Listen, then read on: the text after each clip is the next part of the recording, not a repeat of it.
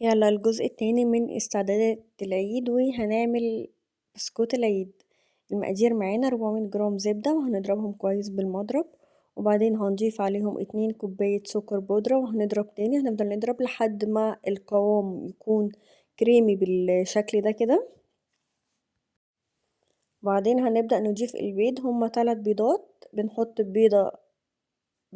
وكل بيضة هنحطها نحط لها فانيليا وبعدين نضربها، وبعدين نحط البيضة التانية نحط لها فانيليا وبعدين نضرب شوية وبعدين نحط البيضة التالتة وفانيليا ونضرب شوية وهكذا. أهم حاجة مننساش الفانيليا، أهم حاجة علشان ميبقاش فيه أي زفارة في البسكوت من البيض. أنا هنا استخدمت نوعين من الفانيليا، استخدمت فانيليا سايلة واستخدمت فانيليا باودر، الاتنين الاتنين تحفة، اللي موجود عندك استعمليه مفيش أي مشكلة، ونضرب كويس اوي لحد ما يكون القوام كريمي كده كأنك بتعملي كريم شانتيه، وبعدين هنحط معلقتين كبار هرميين لبن بودرة، وبعدين هنضيف سنة ملح، وبعدين هنضيف 4 معالق نشا، النشا علشان يكون البسكوت مقرمش ميبقاش مكتوم معانا، وبعدين هنضيف 3 أو 4 معالق مية أو لبن و سنة معلقة صغيرة بيكنج باودر وسنة ملح، ونبدأ نقلب المكونات دي بالسباتولا، هنقلبها كويس اوي،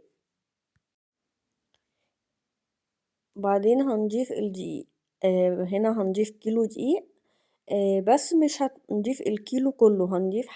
ونسيب شوية كده حوالي مثلا كوباية أو نص كوباية،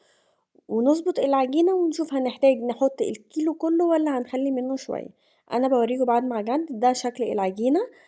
وأنا كيلو الدقيق محطتهوش كله، سبت حوالي زي ما انتوا شايفين حوالي 3 أو 4 معلقتين 3 في الكيس كده، بعدين بناخد العجينة على طول بنشتغل بيها، بنحطها في المكنة ونبدأ نشتغل على طول ونرصها في الصواني بتاعتنا ونخبز البسكوت، زي ما انتوا شايفين العجينة طرية ازاي وطالعة مظبوطة ازاي بالملي. المقادير دي مظبوطة جدا بالشعراية، لا تزودي ولا تنقصي منها حاجة، لو دي مقادير لو هتعملي كيلو دقيق، عايزة تضاعفي الكمية تعملي أكتر من كيلو هتضاعفي كل حاجة مرة تانية،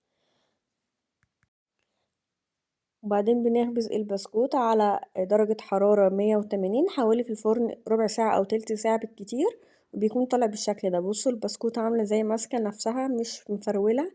مش بتتفتفت، مظبوطة بالملي. يلا باي باي.